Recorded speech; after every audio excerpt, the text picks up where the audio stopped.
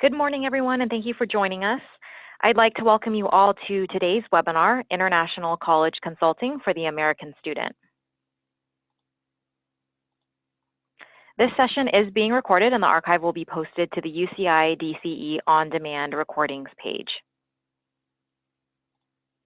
My name is Lisa Huang and I'm a program manager here at UCI Division of Continuing Education. Here's a brief outline of what we are going to cover in this webinar session. First, I'll start off with a quick overview of Zoom features so you'll know how to submit questions throughout the presentation.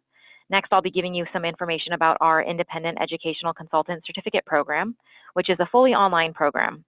I will cover the requirements, fees, and details regarding upcoming courses for our spring quarter, which begins April 2nd. I will then turn it over to our guest panel, Lauren O'Brien Gatzionis and Sarah Contomichalos. And at the end of their presentation, we will have a brief Q&A session. Finally, I'll leave you with my contact information so that you can send us any additional questions that we didn't address. If you encounter any technical difficulties during the webinar today, please send a chat message over to John from UCI Support, and he will help you troubleshoot any issues. If you have a question for Laura and Sarah regarding the content of this presentation, please feel free to submit it in the chat panel. And you can submit your questions throughout the presentation and we'll save a few minutes at the end for Q&A. Please be sure to send your questions in the chat panel to all panelists. Here's a brief overview of the Independent Educational Consultant Certificate Program. Our program provides the knowledge and skills needed to fully understand the college admissions process and how to meet the needs of varied clients. Developed and taught by industry experts and accomplished educational consultants, you will also acquire the basic skills required to start, open, and expand a successful, ethical educational consulting business. Our program is designed for a number of audiences.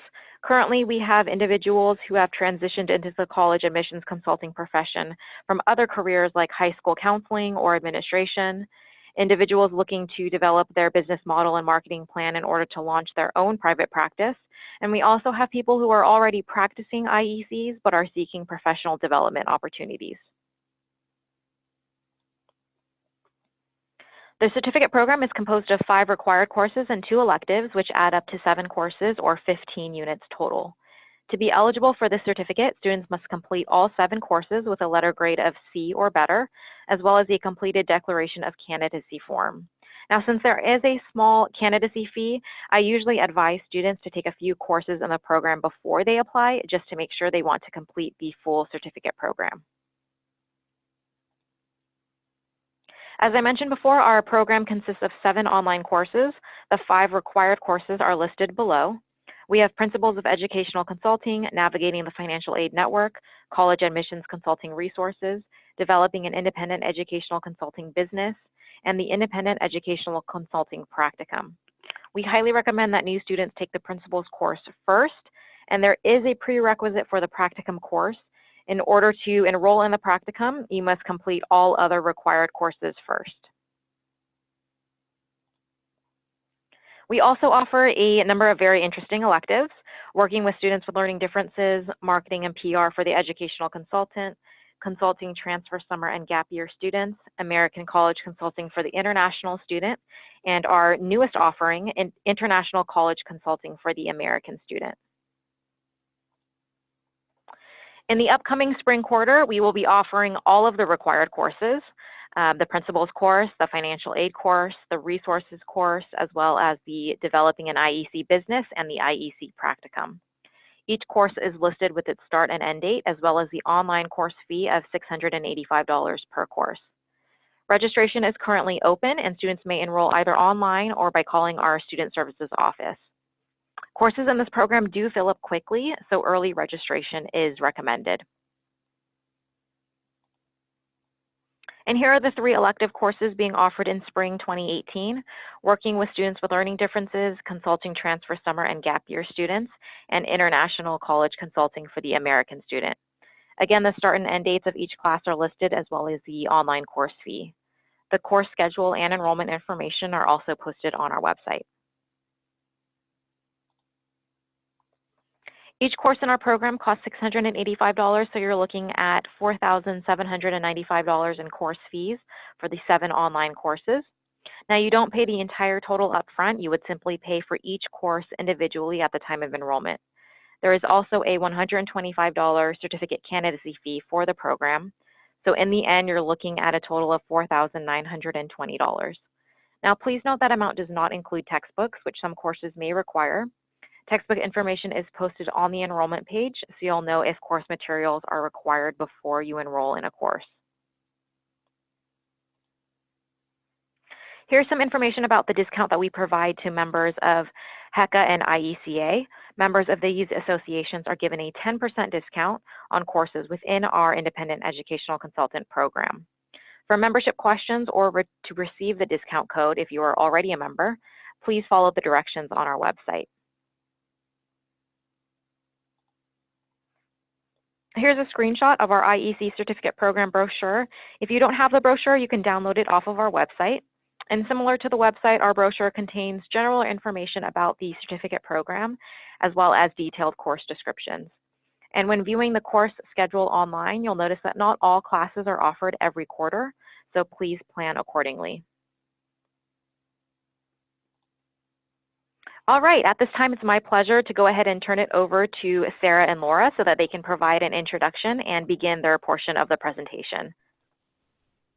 Let me go ahead and get both of them unmuted.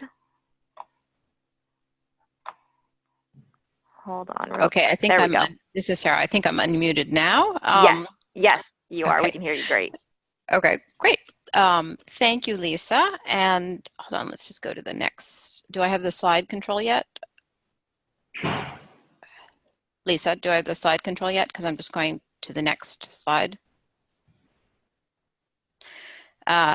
Anyway, thank you, Lisa. You should have control over the slides now. Okay, hold on. Hold on. It's not going forward. Sorry, this is working in the practice. I'm right-clicking and nothing. There you go. Oh, there we go. Okay, perfect. Thank you, Lisa. As I mentioned, this is Sarah Contomichalos. In the photograph, I'm in green, and my colleague Laura Gatzionis is in red on the left. I'm going to start off by giving you some personal background. I lived in Athens, Greece from the fall of 2004 until recently when I moved my base to New York City. I decided to become an IEC in 2010 when I realized that while a large number of Greek students go abroad for university, the sources of advice available were extremely limited. As part of my training, I completed the UCLA Extension College Counseling Certification Program and spent a year interning in the College Counseling Office at the American Community School in Athens. I've attended conferences in the UK, the US, and Holland, and lead the IECA European Regional Group. In addition to IECA, I'm a member of HECA, NACAC, and International ACAC. On a personal note, I have 3 children who've attended school in the American, British, and Greek educational systems, which has given me an overview of these 3 systems and informs my practice. My older children are in college in the US, and my youngest is in high school in New York City. I'm also a governor or board member of the St. Catherine's British School in Athens, where I chair the Curriculum and Standards Committee. Laura and I have been teaching a parallel course, American College Consulting for International Students, for the University of California, Irvine Department of Continuing Education for the last few years. This new class, similar in format, will introduce counselors to numerous English language options abroad. Each week will consist of several voiceover PowerPoint lectures, required and recommended readings, a case study or discussion question, a collaborative project, and a quiz. The class culminates in a final project for consultants that they will be able to use in their practice. In addition, each week we will provide you with a variety of carefully chosen resources, including several fly-ins or tours and conferences for educational consultants in order for you to further research a particular country's university options. We're interested to know whether you have worked with students applying abroad, and if so, to which countries. Also, do you believe your potential clients will be more interested in English taught programs, or do you expect that you may have a few that apply to native language full degree programs? We're going to sort of do a roundup of this. So in the meantime, if you could text us your answers in the chat box, we'll comment on them in a few slides. Now I'm going to turn this over to my colleague, Laura. Good morning. Hold on, let me advance this. Good morning. Thank you for joining us today. My name is Laura Gatzionis, as Sarah mentioned earlier. Raised and educated in the US, I've been living abroad since 1995. I've been an IAC since 2010. After having completed the UCLA Extension course in college counseling, I opened my practice in Athens, Greece, where I now reside. I've worked closely with students in the American, British, French, and other national and international educational systems for applications to US, Canadian, UK, and European universities. My master's in education is in international counseling with an emphasis on diversity and cultural competence. I'm an active member in various professional associations, including the membership committee of the International Association of College Admission Counseling. I've chaired IACA's Global Counseling Committee for 2 years. On a personal note, my eldest daughter graduated from the University of Cambridge and is currently working on a graduate degree at Yale. Our middle child, another daughter, is in the IB diploma program in a British school in Athens. Excuse me. And our son attends a Greek elementary school. Every year I visit universities and attend professional conferences in either the US, Europe, or the UK. In fact, I just returned yesterday from a college visit to Munich, Germany. Sarah and I feel strongly that offering a balanced college list means a globally balanced list. And I am delighted to be here today to offer you an introduction to guiding American students exploring and applying to English taught international post-secondary options in Canada, the UK, and Europe. The map on this slide shows you where English language bachelor's programs are available throughout the world. We will be focusing on Canada, the UK, and continental Europe. According to the most recent report from the Institute of International Education, entitled New Frontiers, US Students Pursuing Degrees Abroad, approximately 70% of US students who pursue degrees abroad do so in Anglophone countries. The primary destination of such students is the UK, both for undergraduate and graduate studies. The top fields for degree study abroad are the humanities, social sciences, and business and management, which account for almost 60% of the degrees followed. The fields of physical sciences, health professions, mathematics, computer science, and engineering make up approximately 20%. More graduate than undergraduate students from the US are enrolled in overseas degree programs in the STEM fields. As a general rule, however, the numbers of students enrolled in undergraduate degree programs and those pursuing master's degrees are roughly the same. Doctoral degrees account for about 15% of students abroad. The website study portals from which the slide is pulled is a good resource for exploring English taught programs globally. The increasing cost of higher education in the United States is driving a surge of interest in international English language options. At the same time, there has been a parallel expansion of English language bachelor degree programs in non-English speaking countries in Europe. The new course will introduce these opportunities as well as the many programs in the Anglophone countries of Canada, Ireland, and the UK. Other popular destinations are Australia and New Zealand in the Southern Hemisphere. However, due to time constraints, these two countries will not be covered in the class. The cost of attendance of these international bachelor degrees in most cases is quite a bit less than it would be in the United States. The savings comes either from the lower tuition fees or, and possibly the shorter length of the programs. In the class, we will address cost of attendance and provide resources for financial aid. One of the refreshing aspects of these options is that the application process is much more transparent, as entry requirements are clearly articulated and usually rely, at least in part, on external exams.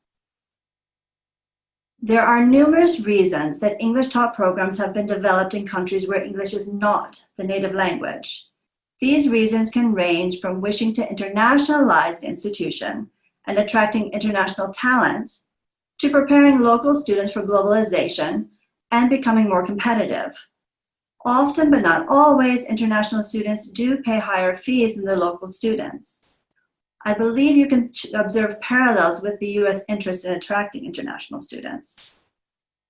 Over the last 20 years, the number of English-taught master's degrees offered in continental European universities has risen from less than 1,000 courses to more than 8,000. European-taught bachelor's degrees are undergoing a similar rise from less than 100 courses 10 years ago to approximately 3,000 today. So, while there is still a higher concentration of master's degrees, and these graduate degrees are offered at a much wider range of institutions, there is certainly a wide array of bachelor's programs to choose from. In the report from the European Association for International Education, pictured in the slide, and referenced at the end of today's webinar, you can find further information concerning the growth of ETBs, English-taught bachelors. If you are interested in learning about graduate programs, there are other reports available from the same source.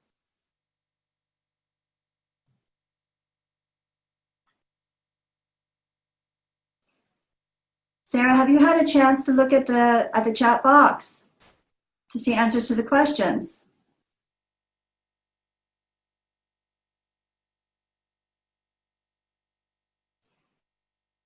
Earlier, Sarah had asked if you've worked with students applying abroad, and if so, to which countries?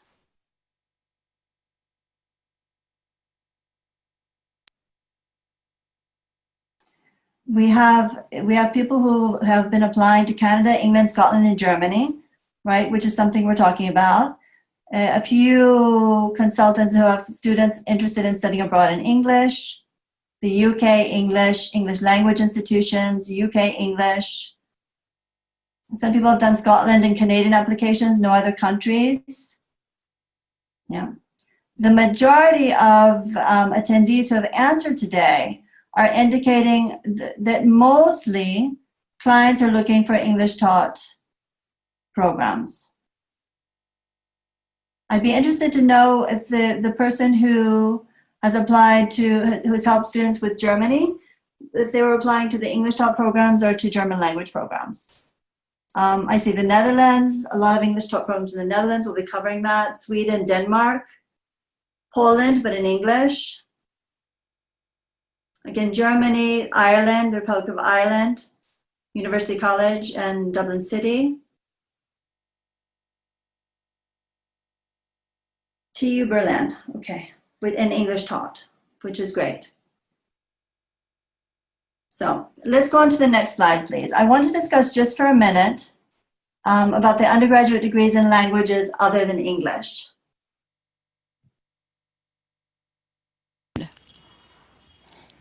Sarah, can you go to the next slide, please? Yep, here it is.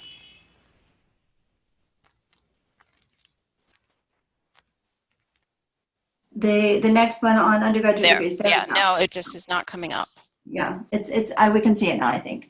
Okay. So if you've ever worked with international students, you'll be familiar with the English proficiency tests, such as the TOEFL or the IELTS exams, which are required by US universities. In a similar manner, European universities teaching courses in the native languages, which are not in English for the American students, will require proof of a certain level of academic language in order for students to be eligible to enter the course. Most universities have set the requirements at B2, for instance, the Swiss universities, University of Lausanne and the École Nationale Polytechnique, which is considered to be the level of an independent user, or C1, which is actually more realistic. In the chart, and I hope you can at least take a screenshot of it. In the chart, you can see the descriptions of each level of languages. We believe and we suggest that your students should be at least at C1 if they intend to study at university in a language other than English. I worked with a student a few years ago who matriculated at the University of Lille in northern France, and who in fact was at C1, almost C2 level. And whenever she had difficulty with her lecture notes or went to ask the professor for clarification on academic points, she was met with a distinct reluctance to explain anything if the professor believed that it was because she had difficulties with the language barrier. There was not very much tolerance for a second language learner in the university system. If you're working with students who plan to apply to native language programs, then they should be prepared to need to demonstrate their language level as part of the application qualifications. The way that they can do this is through external exams. Simply taking courses in high school is not enough to prove fluency. Students should check each university's international studies section on the institutional website for requirements. Although there are various types of exams which are acceptable for German, the Goethe Institute has US locations in Boston, Chicago, New York City, Los Angeles, and San Francisco for the exams. The DELF for French can be taken at one of hundreds of chapters of the Alliance Française US. And the DELE exam for Spanish is given in more than 20 different cities throughout the US. You can easily find where these centers are available by doing a quick Google search. Additionally, students should check the course details of the English taught programs to which they apply. Some countries require that a student demonstrates proficiency in the local language in order to graduate, even though the course that the student has followed has been taught in English. As is often the case, the devil is in the details. I don't know if you're familiar with the Open Doors report, but Open Doors and Project Atlas reports are from the Institute of International Education, and they are released annually. From the IIE report, A World on the Move, we can extrapolate that the UK remains the leading study abroad destination for American students seeking a full degree abroad. In 2014-2015, there were more than 18,000 US students enrolled in full degree programs in the UK. At the same time, over 8,000 US students were enrolled in full degree programs in Canada. Other major Anglophone destinations were Australia and New Zealand, which combined enrolled more than 4,500 degree-seeking US students. We can gather more information concerning popular destinations by looking into short-term study abroad statistics. The major study abroad destination for short-term experiences is in Europe, which hosts over half of US study abroad students. 32% of US students choose the UK, Spain, and Italy. Another 12% traveled to France, Germany, and Ireland. As I mentioned earlier, the following information concerns all American students studying abroad, whether short or long term. The 5 major fields of study are STEM, 25%, business, 21%, the social sciences at 17%, foreign language at 7%, and applied arts at 7%. This is Sarah, I'm back. Our class will start with Canada as it's the closest to the US both geographically and culturally. Canada is a multicultural and welcoming environment. In fact, 4 out of 5 Canadians are born outside of Canada. As you can see from this slide, the majority of Canadian universities are clustered along the southern border of the United States. Canadian education has long been highly international and offers a variety of options. 5 Canadian universities, Bishop's, Guelph, Queen's, Quest, and St. Thomas, are currently members of the Common Application, and the class will teach counselors how to advise students who wish to apply to some of the most well-known Canadian universities, including McGill, Toronto, UBC, and Waterloo, which are not, at this time, part of Common Application. Canada is recognized for the flexibility offered to students in its post-secondary education system, as students may either enter directly into a university or polytechnic institution, or begin their their undergraduate studies at a two-year college and then transfer to a university or polytechnic. International students choose Canada for many reasons, including special programs, comparative affordability, and a safe, multicultural, and welcoming environment. The two official languages of Canada are French and English, and approximately 20% of the population can conduct a conversation in both languages. Chinese dialects are the third most common language in Canada. Programs are offered in English, French, or are bilingual depending on the region. In our class, we'll be discussing only English-taught programs. Edu Canada is an extensive resource offered by the Canadian government for exploring many aspects of Canadian education. Canada has some of the best universities in the world, and 4 universities, including the University of Toronto, pictured, are regularly listed in the top 100 globally. International rankings such as the Times Higher Education and the Shanghai or QS rankings use different metrics from the US News and World Reports rankings and are worth considering when researching both international and US universities. Canadian universities are highly ranked in fields as diverse as psychology, economics, biotechnology, and pharmacology.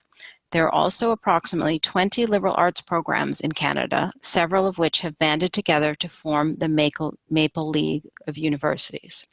Keep in mind that in Canada, the term college could be considered the equivalent of an American community college. As is the case in the US, these colleges offer degrees, associate degrees, and a pathway to transfer to research universities. In the spring class, as well as the mechanics of study, we will be discussing the application timeline and process for Canadian universities, as well as the mechanics of study permits and practical considerations for those students who wish to study abroad.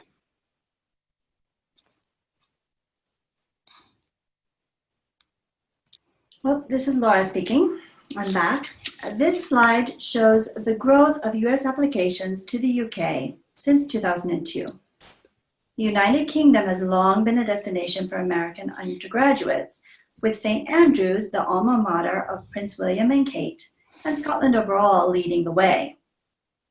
This is not surprising given the long-term special relationship between the two nations. While 27 universities in the UK are currently members of the Common Application, our class will provide an overview of the mechanics of UCAS, the UK's equivalent of the Common Application. Some of the most well-known universities, such as Cambridge, Imperial, the London School of Economics and Political Science, and Oxford, are not part of the Common Application. We will also provide counselors with the tools to advise their students how to research course options and enhance the applicant's chance of admissions. Like top US research universities, at many UK universities, students are taught by world-leading research-active academics, ensuring their learning is current and internationally relevant. International faculty and students are well represented on campus, giving students a global perspective. However, unlike in the United States, there are no distribution or general education requirements, as the bachelor degrees are focused on a specific program of study. This means that many degrees can be completed in 3 years, which translate into a substantial discount to the traditional US 4-year bachelor degree. A UK undergraduate bachelor's degree offers depth, not breadth, and is for students who are focused on a particular academic area of study. If a student is unsure or changes his or her mind, it is not easy to change direction. If the student decides to slightly modify their field, for example, from pure mathematics to pure economics, he or she may be able to change and receive credit for some of the first-year coursework. If a student opts to completely change directions, say from engineering to history, it is likely that they will have to reapply and start over as first years, the British term for freshmen. If the single academic focus of UK universities seems daunting, consider looking at Scotland or Wales, which offers somewhat more flexible programs of study. This slide shows the geographic distribution of US students studying in the United Kingdom. As you can see, Scotland is the most popular destination for Americans. UK universities, both on their own and in conjunction with the British Council, have ramped up their recruitment of US students in recent years. This past fall, Sarah attended a presentation in New York City by Imperial, King's, and UCL at one of the private schools. It is worth contacting the British Council in your area to talk about future presentations. UKCISA, the United Kingdom Council for International Student Affairs, UKCISA, is also an incredible resource for more thoroughly understanding the impact of international students in the UK, as well as receiving the most up-to-date information on policies. We recommend that you sign up to both organizations' newsletters. We will be discussing required qualifications and the application process, including how to approach the personal statement in the course. In the course, we will also, Sarah again, we'll also discuss how European universities are organized and differ from the traditional American college, both in terms of student experience and academic structure. Today, we would simply like to point out the main types of institutions found abroad. Of the three listed on this slide, the applied sciences or polytechnics may have the lower admissions criteria, but the specifics will be covered in greater detail in the class. Social sciences are likely to be concentrated in research universities. However, degrees such as computer science or engineering may be available in either research universities or universities of applied science. Universities of applied science or business tend to have fairly high math prerequisites. In the United States, there are many types of educational experiences available, allowing a student to find a program which fulfills their needs. Various academic levels, experimental, traditional, community colleges, mid-sized research universities, small liberal arts colleges, etc. With few exceptions, such as engineering or nursing, students in the U.S. are able to explore their academic options and wait until the end of their sophomore year to choose their major area of concentration. This luxury of waiting to choose a field of concentration is denied to most students in European systems unless they seek out the liberal arts options, which do exist, albeit in a much more limited way.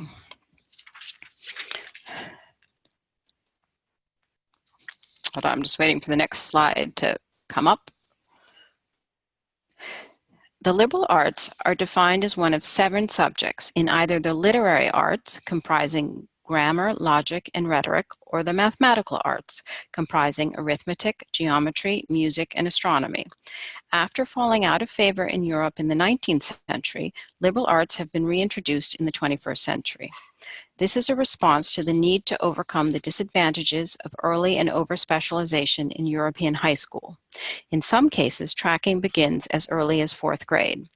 And they also wish to enhance learning effectiveness and generate graduates with skills relevant to the knowledge economy with a particular focus on critical thinking. The change was facilitated by the implementation of the Bologna process, which recognizes the undergraduate bachelor as a phase in its own right. Furthermore, the language of instruction at the vast majority of liberal arts undergraduate programs is in English. The majority of the European liberal arts colleges are public rather than private and tend to be located in Central Europe. This degree usually takes 3 rather than 4 years. And finally, liberal arts programs are also more selective and exist at each of the 3 types of institutions listed on the previous slide. While we touch upon the major destinations in the European Union, Spain, Germany, France, Italy, and the Republic of Ireland in the class, we will extensively discuss the opportunities in Holland. This is because that is where the greatest concentration of undergraduate English language bachelors are located on the European continent. For the Netherlands, we delve into the application process and requirements. Even though Dutch is the national language, the Dutch are fluent or nearly fluent in English, and it is very easy for English speakers to navigate. This is why they are able to offer so many English language programs. Holland's central location allows students to travel easily to other countries in Europe. In all of the European systems of higher education, students are expected to act as adults, to take full responsibility for themselves, their courses or studies, their work, and their daily life. Although there are support systems in place, they are definitely not like the extensive ones available at many U.S. colleges. Throughout the course, we will include a number of resources, including information on various conferences and tours. The above photo was from a recent week-long conference and tour we attended in the Netherlands, where we visited 10 different universities of different types. I'm on the light blue bike in the middle of the group. Bear in mind that some institutions may give preference to high school counselors rather than IECs, as is the case for the Scotland and Oxford University counselor tours and conferences.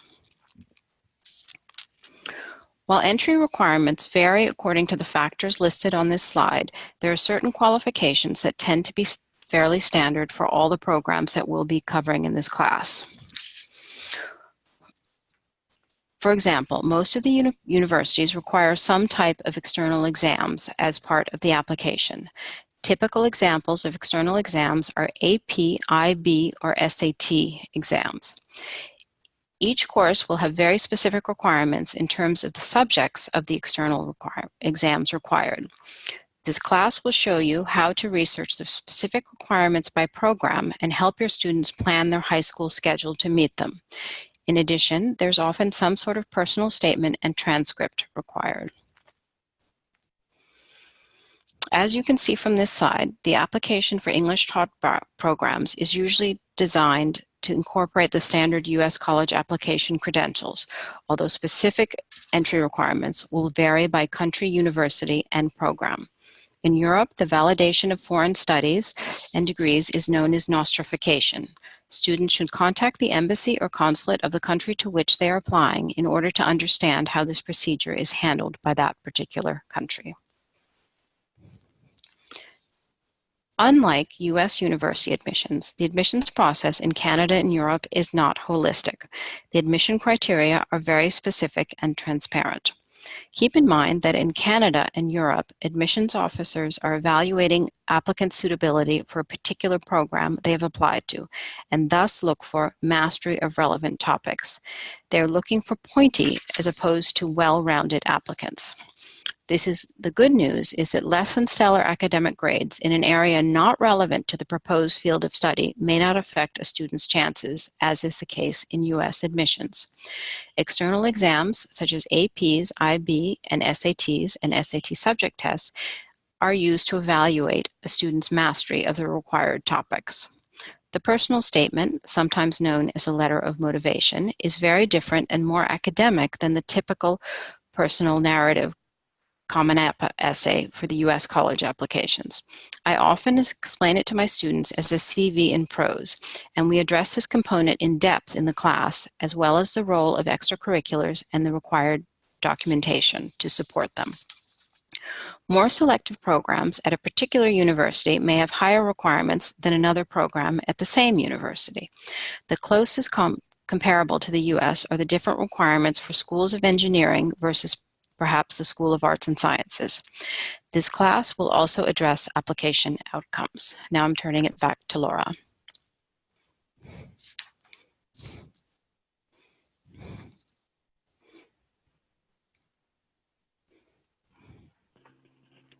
Laura, I believe you had muted yourself during that point, so if you want to go ahead and unmute yourself. Lisa, I'm glad you told me that.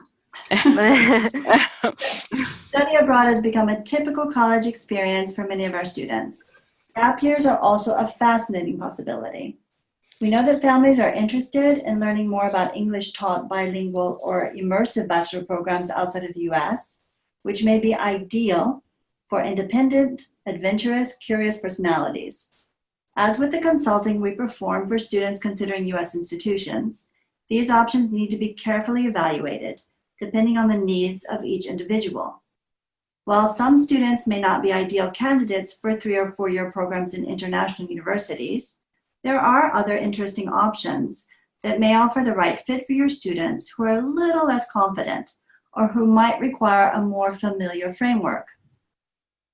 For students interested in a European experience, but not quite ready for that full program, or not quite prepared to go abroad for the entire university experience, there are a number of more familiar options which are summarized on this slide. These programs range from full 4-year degree courses in American accredited colleges located in Europe to first-year abroad programs, which might be supplemented by a third year, their junior year. Most of these programs utilize the familiar U.S. application process. An exception to this are the institutional partnerships, which sometimes require students to apply and get accepted to both institutions. Examples include the Sciences Po dual degree programs with Columbia University and UC Berkeley. One benefit for students completing these dual degrees is that they are automatically accepted into the well-known social science master's programs at Sciences Po.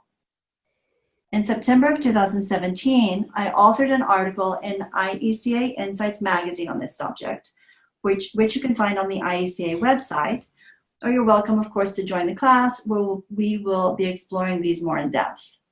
We will also discuss institutional partnerships such as joint degrees and progressional pathways from certain community colleges in the course. The appreciation of cultural diversity, the ability to behave sensitively, and the self-knowledge that can come with the intense exposure that the immersion of studying for a few years abroad brings is an invaluable undertaking. Students need to be aware to expect to be challenged, to put in effort to familiarize themselves prior to arrival with the country's politics, history, and arts, and to hopefully speak at least a little of the local language.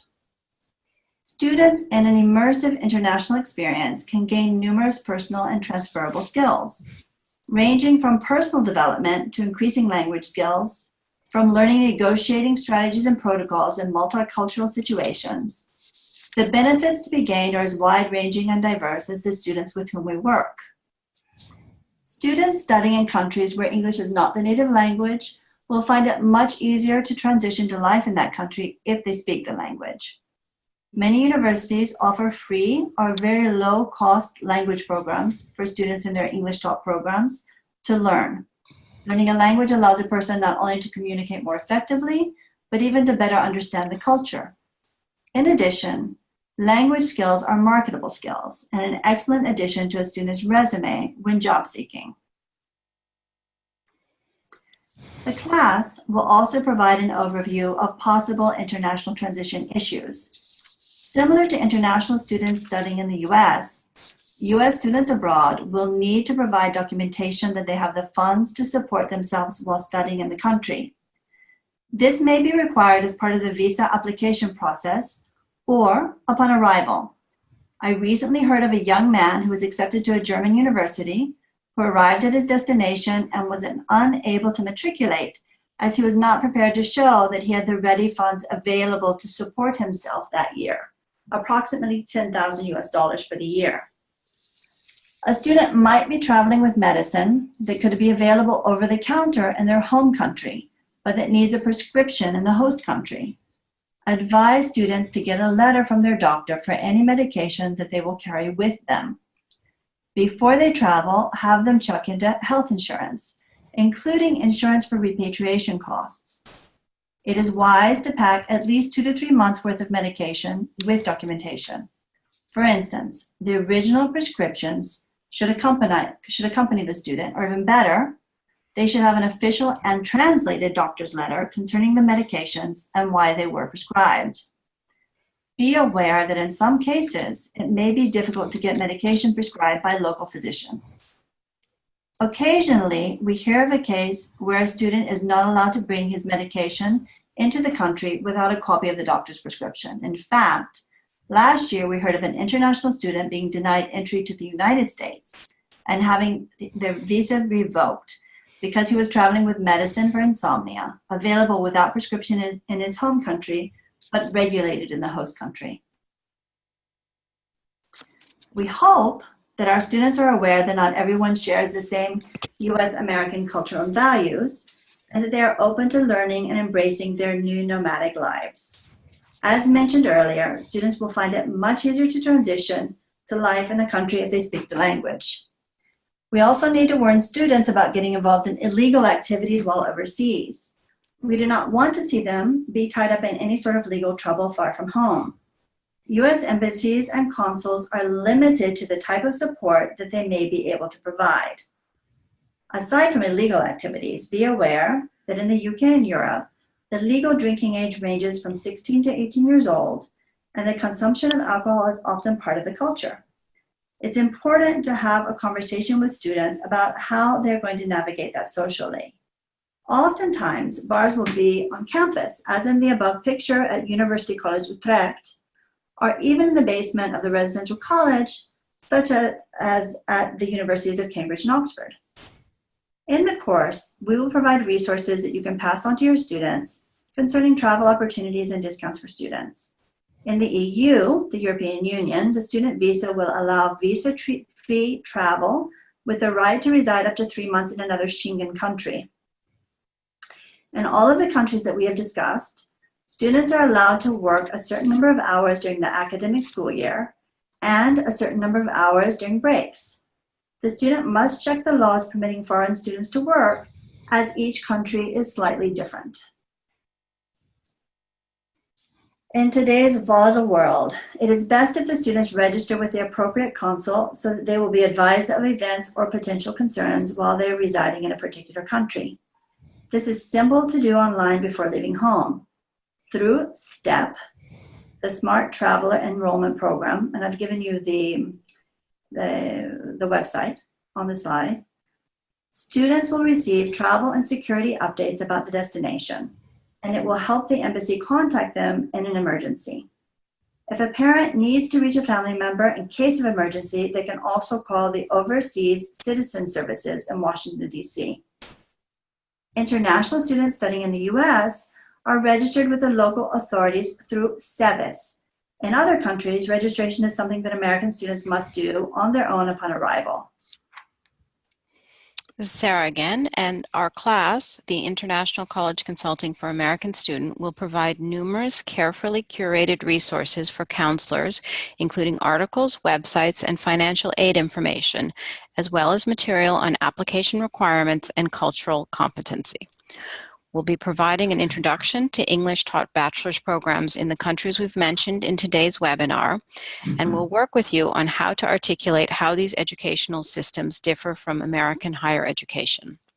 Students taking International College Consulting for American Students will acquire resources for understanding the mechanics of the application process, locating requirements for these systems, and be able to assist families to understand financial and visa matters. In addition to cultural considerations, by the end of the class, you'll be able to articulate both the benefits and the drawbacks of attending university in another country. We highly recommend downloading the free NACAC Guide to International University Admissions as a starting point. This document is one of the required readings for the class and is informative not only for the countries included in this course, but also for countries including Japan and Australia, which we do not have time to include. Thank you for joining us this morning, and we hope to see you in class on April 16th. We'll now answer as many of your questions as time permits. Great. Thank you so much, Laura and Sarah. And for all of you logged in, if you can go ahead, if you have any questions regarding their presentation, please feel free to submit it in the chat panel. And Sarah and Laura, if you want to take a few minutes to scroll through your chat panel to see if there were any questions that had come in during your presentation that you'd like to address at this time. I see one question about how difficult is it for American students to obtain jobs in the U.S. upon graduation, and do U.S. companies value international education? That will be one of the things we are addressing. I mean, while I am not a career counselor, more and more companies are international and global. Also, the ability to speak another language is very important immediately once you're outside the U.S. So I think it particularly the better known programs for the US, I mean, certainly Oxford, Cambridge, Imperial, and the London School of Economics, I think are quite well known. There's also career counseling at all of the universities. I'm not certain how that relates back to the US. I imagine that in Europe and throughout the UK, of course, they have wonderful opportunities. I do know that the career counseling services can be excellent. I've seen specifically, I've seen the counseling provided by Cambridge, and it was very good. And also when we were in Holland, they were talking about, you know, a number of the international companies that recruit include Google, which of course is present in the US very much, and a lot of other multinational companies.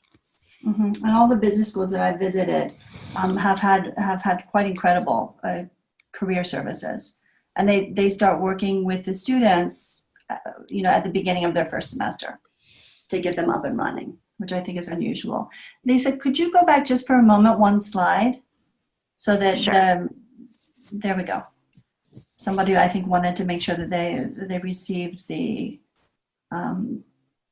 links. You can see this afterwards, again, the recording. Yes, we will be sending that out, the recording link. Okay. Somebody has asked for similar information for programs in Asia. Japan, I know, is covered in the NACAT guide, if that helps you at all. All right. Will the course address how to help? How to help American students who are studying at international schools in other countries? Yeah, we will be talking a lot about transition. We'll be talking a lot about cultural competency and how to help your students become more comfortable before they even set off.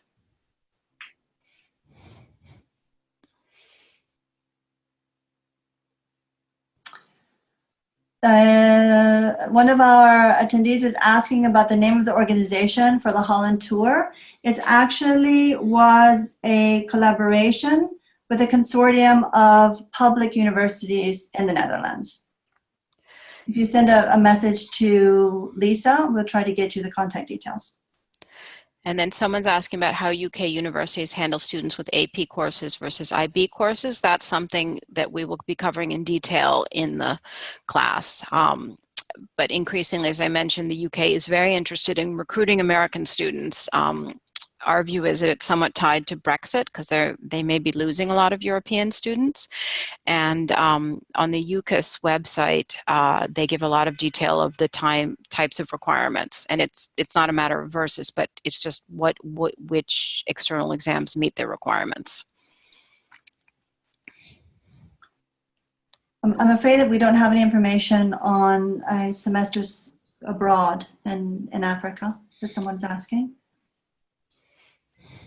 We don't work with study abroad students, so we work only with students who are going and planning on going for a full-term program. And I would think also for study abroad, usually if they're in university in the US, that's the best place to start because they want to be sure to get credit for their program. And so there's usually a study abroad office at most American universities.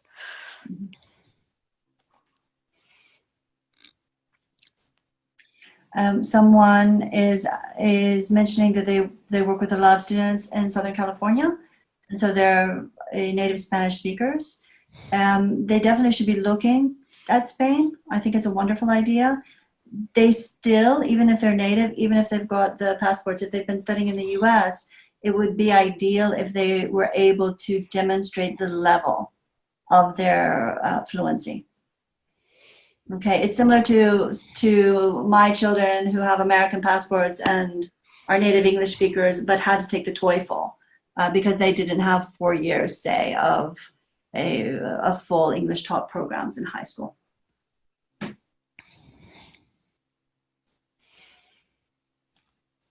I see also someone's asked, we're not focusing on Asia in this class.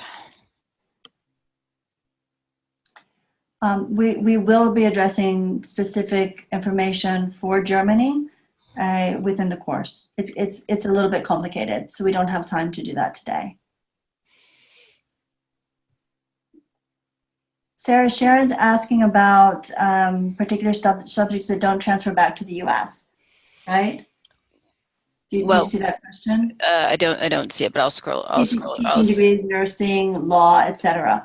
And it's basically anything that requires accreditation, which are the degrees Laura mentioned. It's really, the students need to carefully look into what the requirements are in the home country. I mean, for example, if you studied law abroad, I mean, maybe international law or maybe shipping law, but often you do need to become, there is a certification process if you want to practice it in your home country, whether it's the US or whether you're studying in another European country. I know that students Somebody in can, the, sorry, go ahead. students can do an LLB, which is the first degree in law, but they would have to go back to the US and they'd have to do further studies. They'd have to do an LLM and then make sure that they're doing it in a program where they can be qualified to take the bar.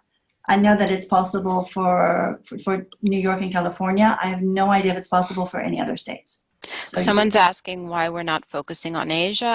Our expertise is in Europe, and we have been pretty much based in Europe. And also, frankly, this is a 5-week course, and it is a pretty heavy workload, and we do give an enormous amount of resources. So it's just not possible to cover the whole world in one class, and our expertise does not lie in Asia. And there's a question about how to sign up for the course. If you are interested in enrolling in the course being taught by Laura and Sarah this upcoming spring, I will be sending out a recording link for this webinar, hopefully later today, if not on Wednesday, and I will include a direct link to the enrollment page for this course. someone's asked a good question, but will we address how to talk to your parents about international study? And I like that question. Well, we will, and now that you've asked that, we'll make sure to address it. I'd like to sort of know more what issues you're thinking that you'll see. I think that we'll be explaining a lot about what students will gain if they do, take this plunge and go abroad. I think that a lot of parents are interested in the fact that the cost can be far less. I mean, I can tell you specifically from my own personal experience that my daughter, by attending Cambridge to study English literature, the amount that we paid for her entire degree program is the amount that we would have paid for 1 year in the US. Now, that's partly because I do live, and she does have a passport, a European Union passport, so we were lucky and she had home fees. So the cost would have been different. Maybe it would have cost us, 2 years equivalence. I see there's a question about if we give advice for transfer students. We don't really address this because it's I assume that you mean transferring from the US to one of the programs we're talking about, or from one of the programs to the US. Is essentially it's difficult. I mean, generally the students will have to just start over. So that's not really something that we will be addressing. Yeah, and unless they're planning on studying the same subject, in which case they might be able to carry some credits with them. But because that's a university decision, it's not something that's easily encompassed with what we're talking about. Someone's asking how we recognize which students we should be proposing this to. I mean, this going abroad, going far away is not necessarily for everybody, but I think it's worth mentioning given the cost. There is, as you've seen from the data that we provided in this presentation, growing interest from the US. And I think the first 2 stops are Canada and the UK because they are sort of closest. But I think it's just worth mentioning if people are concerned about cost in the US.